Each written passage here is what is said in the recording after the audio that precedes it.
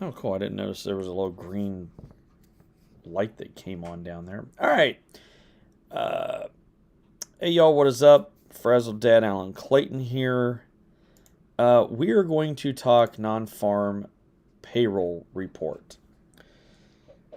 So this report came out. I've already done a couple videos for other social media platforms, but the video comes out the report comes out and it says, hey, we've created 517,000 jobs in the economy. Everything's good. The economy is strong. And, let's dive into it a little bit. All right. So I just kind of show you guys what I like to look at to kind of give me clues as to what's really going on. All right, so 517,000 jobs created in January. Now, one of the reasons we're not seeing unemployment go up is because a lot of people that have been laid off were given severance packages. They cannot file for unemployment until after the severance packages have expired. So whether that's 90 days or 120 days, it just kind of depends on how those companies play out. So we could be seeing a scenario where we see a lot of unemployment hit at the same time. So anyway, let's dive down here into this mythical $517,000, because as we dig into this, you're going to find out that they tell on themselves in the report. Good news, government employment increased by 74,000 people in January. Government ever expanding. It seems like that number never goes down. So retail rose by 30,000. Now in January, usually retail cuts jobs, which they did in health and personal care. But they increased 16,000 in general merchandise retailers. Really, when you look at that number, an increase of 16,000, and you just look at the numbers of just say Walmart stores, that's really only one or two people a store. Like that's not even, and that doesn't include anybody else. So an increase in 30,000 in retail is nothing basically. Construction added 25,000. That's not surprising because we're getting into construction season, so they're probably starting to add folks, get them trained. The one that kind of, let's see if we can find it. I'll probably just scroll right on by it. Did I scroll by it? It's hospitality. Did I go right by hospitality? Leisure and hospitality had 128,000 jobs in January. So food service and drinking places added like 3/4 of that, 99,000. And, employment in leisure and hospitality is still lower than it was in February 2020, but let's kind of look into this a little bit. So, by the way, they adjusted some figures because they were like, "Oh, we were wrong." Go figure. So, A8. So A8, employed person by class of worker and part-time status. So the media will just give you a headline. They don't really tell you, like, they won't dig into this. I don't think they dig into it, not just in their, I know they don't dig into it in their reporting. I don't think they even dig into it. I think they're just given talking points and they run with it. They see the headline and they go. So we're going to scroll down here. All right, so let's look at the top here so we can keep these straight as we scroll down. So January 22, a year ago, is the first column. December last year, just December 2022, is the middle column, and then January 2023. We want to focus on not seasonally adjusted because we want to look at actual number of people. All right.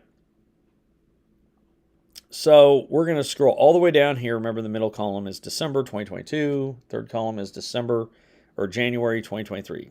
I have messed that up in almost every video I've done today. So let's keep rolling with that trend. All right. So persons that work part-time.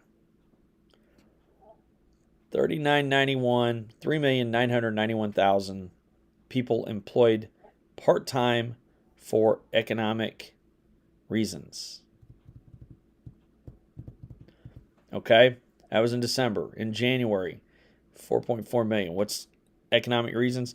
Refers to, down here, footnote 3, refers to those that worked 1 to 34 hours during the reference week, which they really only sample 1 week. It's not even an entire month. For economic reasons such as slack work or unfavorable business conditions. Slack work or unfavorable business conditions, or an inability to find full-time work or seasonal declines in demand. That number went up by 507,000. But we had a job increase of 517,000 people. So if we want to look at the health of the economy, the number of people that we have working part-time for economic reasons is up quite a bit. Matter of fact, it's almost the entire number of jobs created. Ain't that something? All right. So, yeah, 3.5 just blows me away. And then we're going to go down here to A16. Persons not in the labor force and multiple job holders. So, I like to go down. Now, this is year over year. They don't do month over month. I need to start they don't archive these very easily for you to pull out from previous months. I need to start doing this myself. So, total multiple job holders. Now, they're up 500,000 people from a year ago. That's clearly not good. But this primary job full-time, secondary job part-time is up 100 and I don't know whatever that is, 160,000. Almost 160,000 jobs of people that have picked up part-time work over last year. I think we did have a drop in that number year over year for December. So that was pretty good, but the numbers are back up. Primary and secondary jobs, both part-time, is up. And the most important one, which is primary and secondary jobs, both full-time, 51,000, 61,000 more jobs, more people working 2 full-time jobs. So look, the economy's not great. But they want you to believe that 517,000 jobs created is real. And it's not. People cannot live on part-time income. It doesn't matter how much an hour you make. You cannot live on part-time income. I know we like to hear a lot from folks that say, I can't live on this wage. I can't live on this wage. And that's true unless you're working like 700 hours a week, which is not even possible. I don't like to focus on my wage per hour. I like to focus on how much I need to make per week, per month, per year. But I'm in a little bit of a different economic situation than a lot of other people. So that's why my focus is that way. But for a lot of people, they have to focus on it per hour. It doesn't matter how much per hour you make if your hours are cut, because your standard of living is that wage, whatever it is. And with 70% of the population living paycheck to paycheck, and that does not matter what income bracket you're in. I have a friend that was making about $1 million a year up until 2008, and they were living paycheck to paycheck, making $1 million a year. So income levels sometimes don't matter.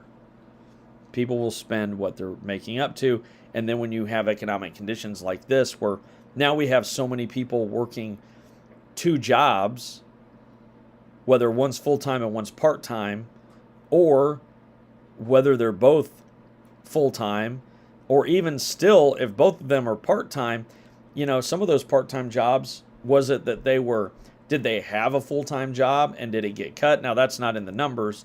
The only way you can really ascertain that is to actually talk to people who have had hours cut at their employment, at their place of employment, and maybe they were working 40, now they're working 33 or 32.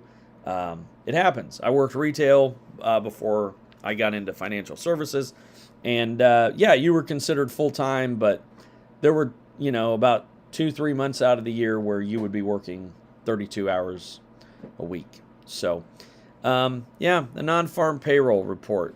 It's awesome. Not really. 517,000 jobs, but most of them seem to be part-time. Fantastic. All right, folks, that's what I've got on this. And if anything comes out later today with anything interesting, you'll be sure to know that I will have a video out on all of my social media channels. The Frazzled Dad on everything except Twitter. I'm at Alan Clayton, and on Clapper, I'm at the Frazzled Dad _2. So anyway, non-farm payroll report. Numbers not quite seeming to be what they really are. Frazzled Dad out.